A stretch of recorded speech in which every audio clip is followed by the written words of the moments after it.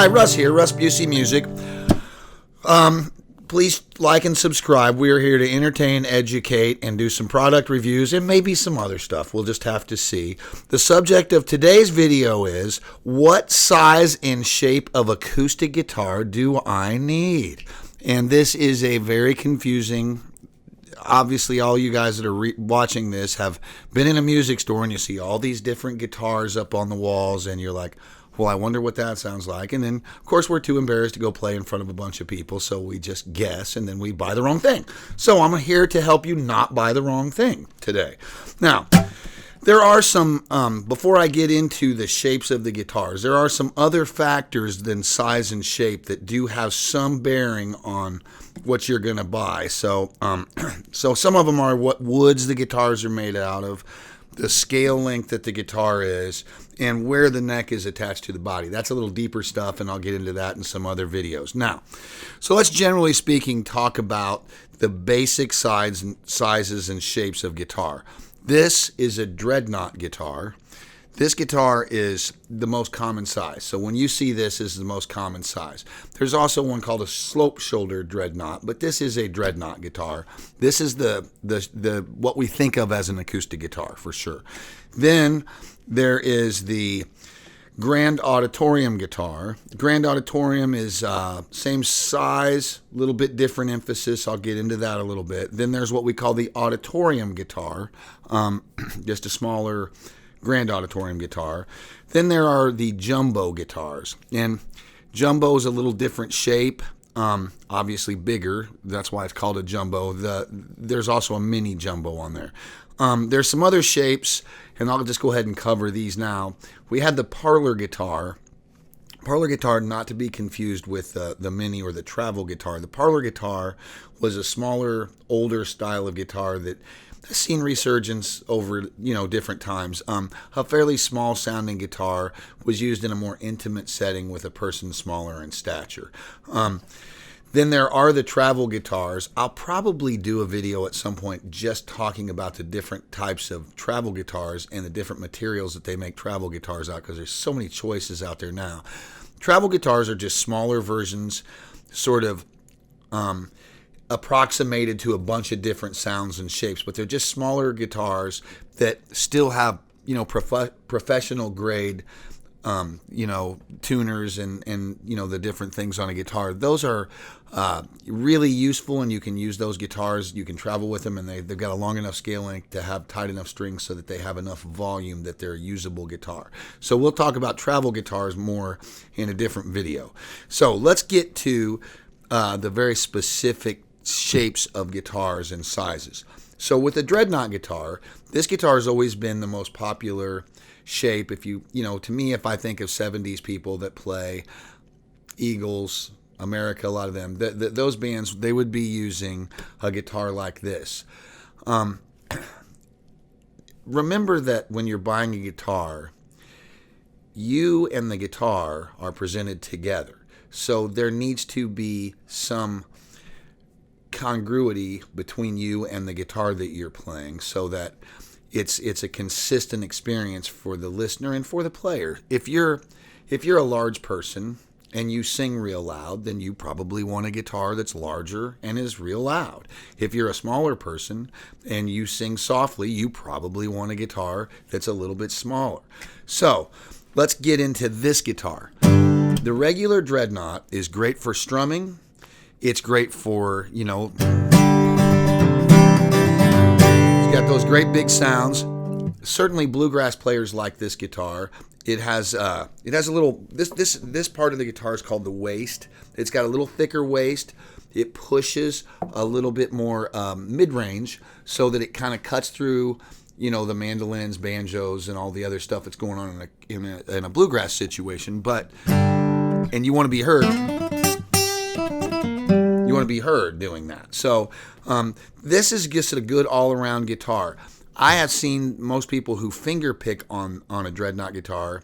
They a lot of times play a little harder because the tops are a little thicker on these guitars. So they definitely respond to a little harder playing. Now, the next guitar that I would like to talk about, because, well, let me cover one other thing. The slope shoulder Dreadnought made popular by Gibson, the J45 guitar, and some other ranges of that guitar. A little shorter scale length. I like the way they look because a lot of times they put a sunburst finish, kind of have that old-timey look to them. I've noticed a lot of fingerstyle blues players like to play those guitars with that shorter scale length and a little more rounded off here.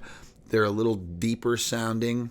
The strings are a little looser, so they're not as twangy sounding, and they're just a cool kind of specialty guitar. Maybe not for your only guitar, but if you have a bunch of different sized guitar and you got money burning a hole in your pocket, a J45 or what we call a slope shoulder Dreadnought's a really cool, different kind of guitar that's still versatile enough to be a good backup for guitar for a good backup guitar for just about any other guitar that you have. So now I'm going to go to the Grand Auditorium. The Grand Auditorium is very similar in size to a Dreadnought guitar. The difference with the Grand Auditorium is it has a little shallower waist. It would be leaning more towards finger picking, intricate picking, and then maybe strumming at the end. Still similar enough that it's a good versatile guitar that you know you could play. Still a fairly loud guitar, so if you have a louder voice or if you're tall or whatever, that would probably be a better guitar for you. So then we're going to go into the Auditorium guitar. Auditorium guitar is a smaller version of the Grand Auditorium guitar. Martin makes the 000 size guitar, but most of the brands have something in that range. And the great thing about those guitars is if you're a smaller person and you have a softer voice, it's really going to match up well to you. The tops aren't quite as thick on them, so they're a real subtle guitar. One of my favorite guitars, honestly. And again, keep in mind, all these guitars, there's enough overlap that you can play any of them. So you're not going to buy the wrong guitar.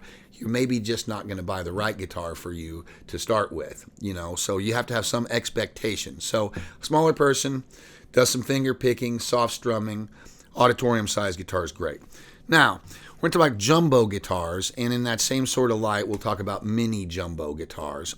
The jumbo guitars, Emmylou Harris plays a jumbo guitar and several other people. Think of the real big body on those guitars. Just a great, hard strumming rhythm guitar. They are not maybe as versatile. You're not going to respond to a really light touch or anything, but more versatile than I think people think. You can do a lot of different kinds of stuff with a jumbo guitar, and especially a mini jumbo guitar.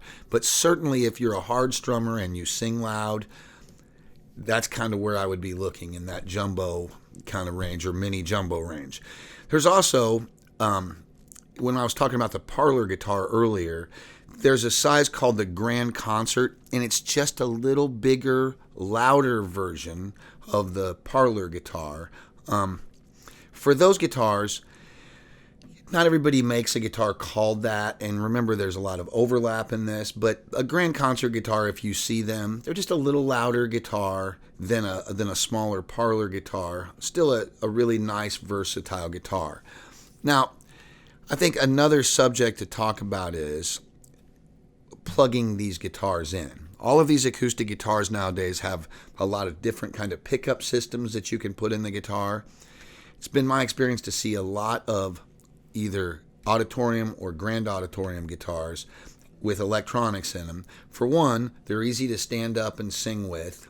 Volume is not as much of an issue because you're plugging the guitar in. You can just simply turn it up, so you don't have to match your guitar as well. And so I want to make sure I cover that for you guys. If you're going to be performing with this guitar and you're going to be plugging it in, a lot of these things matter less because you can kind of up the mids or bass or whatever you want to do, and you can turn them up or turn them down to match whatever your voice is doing. But in an acoustic setting, when you're looking at it, the overall thing is all of them have some overlap, but think larger stature person, louder voice, you're going with a jumbo, or you're going with a Dreadnought. If you're doing more finger picking and more, flat picking, intricate stuff, Dreadnought's probably the way to go. If you're never playing a lead guitar in your life, jumbo's going to work great for you. If you're doing a lot of different kinds of stuff, And depending on your size, you could go with the Grand Auditorium, a great guitar to plug in, great overall sounding guitar. You can do a lot of different things with it.